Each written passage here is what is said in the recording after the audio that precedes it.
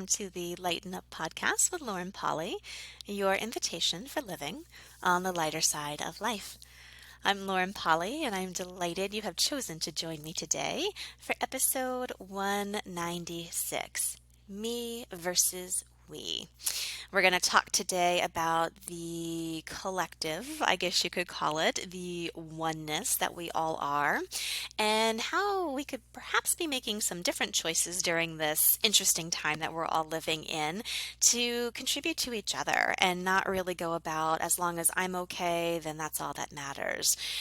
It's interesting times again with the coronavirus going on. If you listened to last week's episode, I talked and I shared an amazing effective tool to be able to find yourself in the noise of everything going on around you. I hope that you listened and have been practicing that this last week. Again, this beautiful tool of who does it belong to really does speak to the fact that most things that we react to actually aren't ours to react to. They are just us bouncing off the stimuli around us. And especially during intense times like this, I'm sure you are aware the stimuli is pretty intense. Today, I want to talk about this weird behavior that humans have and that unfortunately we all kind of function in, especially during times of crisis or lack or stress or this feeling of not having any control, where we do start reacting to the stimuli around us in a very selfish way. It pulls us out of the possibility of really contributing to the we that we are, and instead going straight to me. I need to take care of myself and my own, and screw you if you get in my way.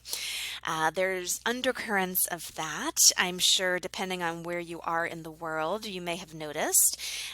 It's fascinating to watch people during times of crisis and chaos and disasters to really see their true nature shining through. And yes, there are beautiful spots to humanity that you may see with people helping other people. You also may see these kind of interesting hoarding behaviors where, well, if there's a lack coming, then I need to make sure I got my own before anyone else needs to get their own. It's so in contrast and in opposition to the way the natural world functions.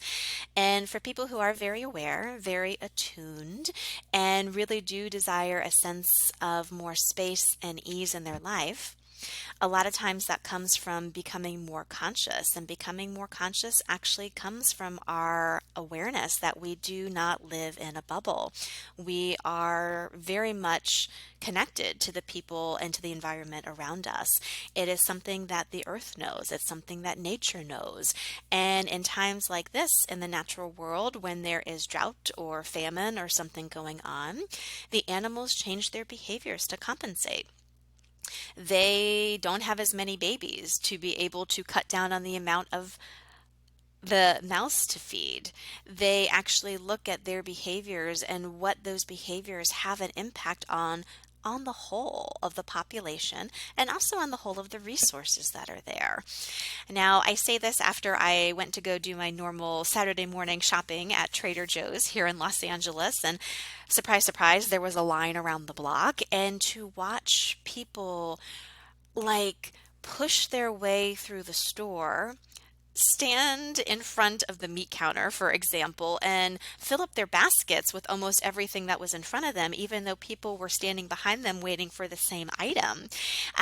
No one making eye contact, only occasionally. It was just kind of a fascinating, whoa, this is what we've come to.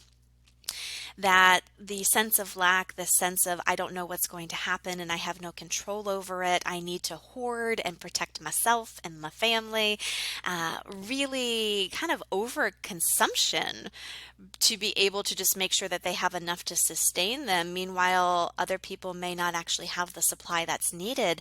It's such a fascinating human thing, not so much something that would actually happen in consciousness or in nature.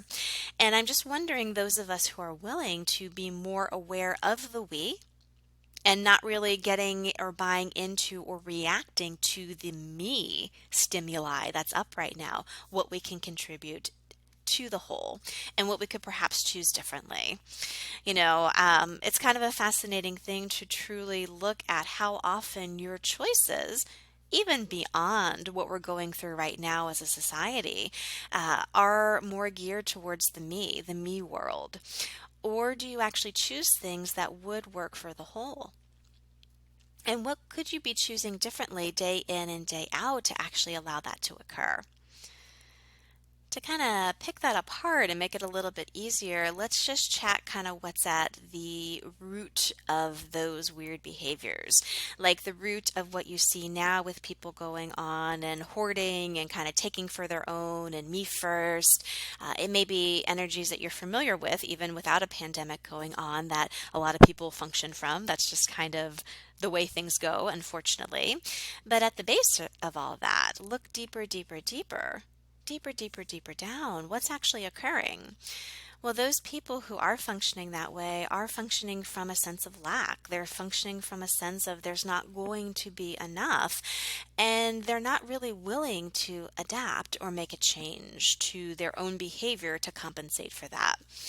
When there's a sense of lack, what we do is we try to hoard. And it's fascinating, not just in this time of pandemic with food and supplies, but if you look on a grander scale, how many people, and perhaps even you, actually don't function from that magnanimous, generous spirit that you have, and really knowing that the universe is abundant and that perhaps there are times when things are a bit more tight. And what do you need to do? You need to modulate or modify your behavior a little bit, just like the natural world does, but not needing to freak out about it either.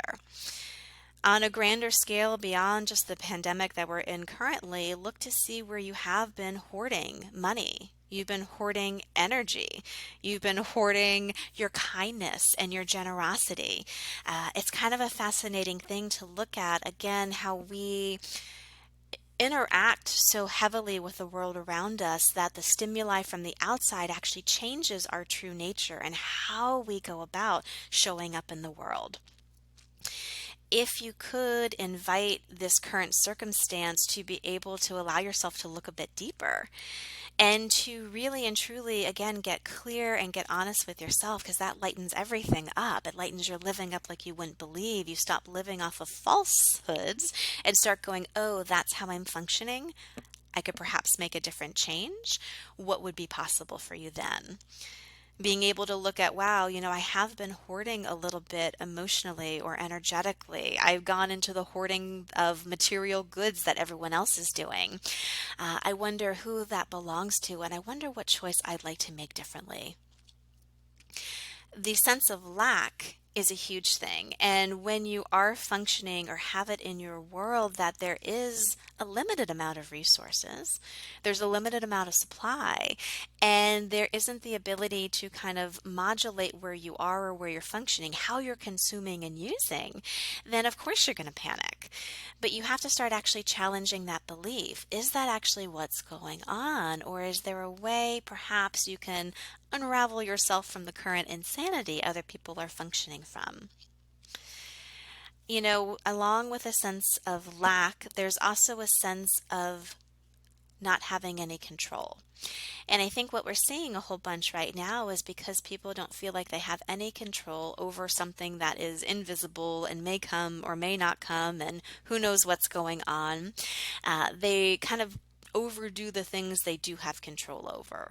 So when you're looking at the hoarding thing of supplies and the me, making sure I got mine before you get yours, a lot of times that is control in overdrive. You are pushing yourself so much to be like, well, at least if the worst possible scenario happens, I've got X, Y, and Z covered.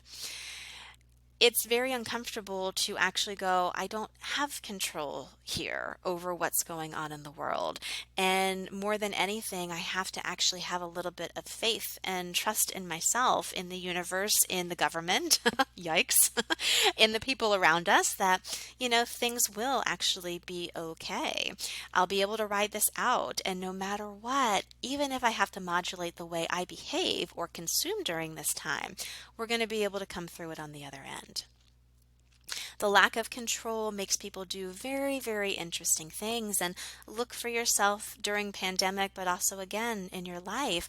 Where does your sense of not having any control and really the fear factor that comes up with that pushes you into overdrive with the control, the pre-planning, the problem solving, where your brain goes, oh, well, if this happens and that happens, then I'll be perfectly fine because I can do X, Y, and Z.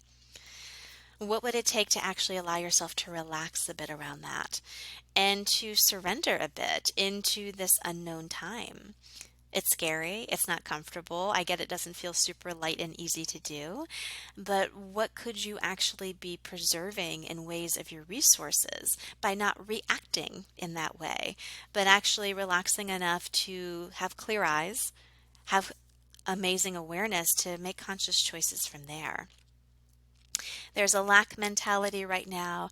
There's a loss of control. And there is this kind of fear of the unknown.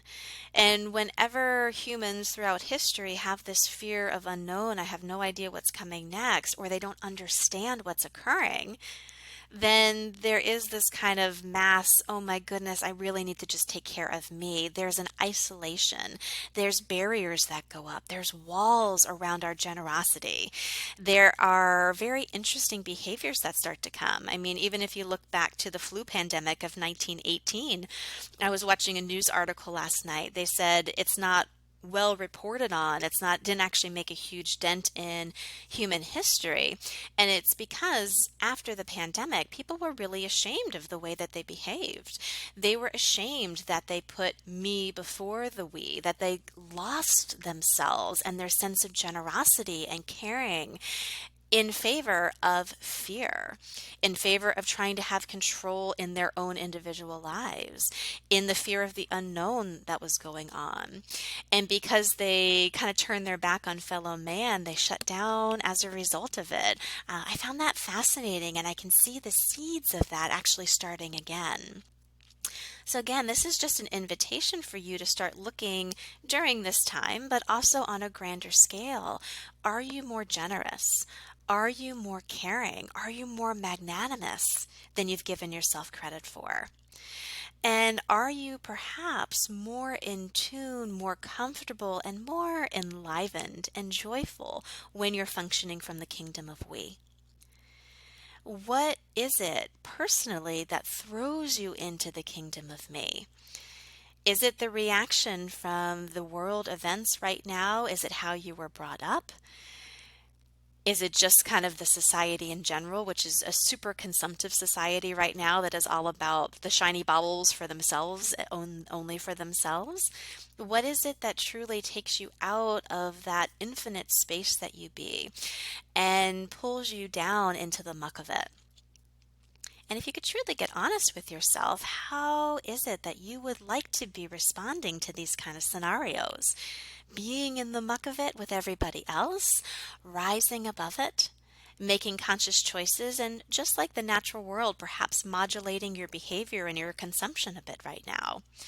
But the natural world doesn't turn on each other. Those animals don't turn on each other when this occurs. They actually support each other by changing the way they use the available resources. Human history does not have that same kind of deliciousness to it, let's be honest. And I'm just curious with those of you listening, those of you who I know have been looking at more consciousness, more lightness of living, and more spaciousness. This is actually a huge part of it. Regardless of if you're in stressful circumstances or not, you actually choosing what works for the whole, not just putting yourself and only yourself first and foremost, not building walls or barriers and not hoarding your energetic resources, your caring and your generosity. That will lead to a lighter living for you. That actually leads to a sense of relaxation. It lets you surrender into the current circumstances. It also gives you space to have more awareness and actually make conscious choices and not just react to the stimuli around you.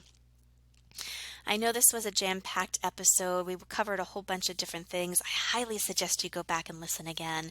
And I truly hope that during this stressful time, this just allowed you to see a bigger picture and allowed you to expand your space a little bit, and perhaps in response actually allowed you to extend your hand in support.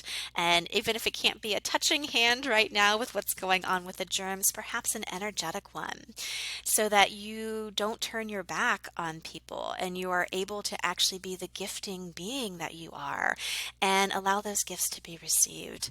Because shutting down that capacity, that will take the lightness of your living away like nothing else. Now is the time to actually start digging deep and going, how would I like to be living my life? And if I was truly being me, what truly would I choose in this scenario? Have an amazing week, and as always, I will chat with you next Tuesday.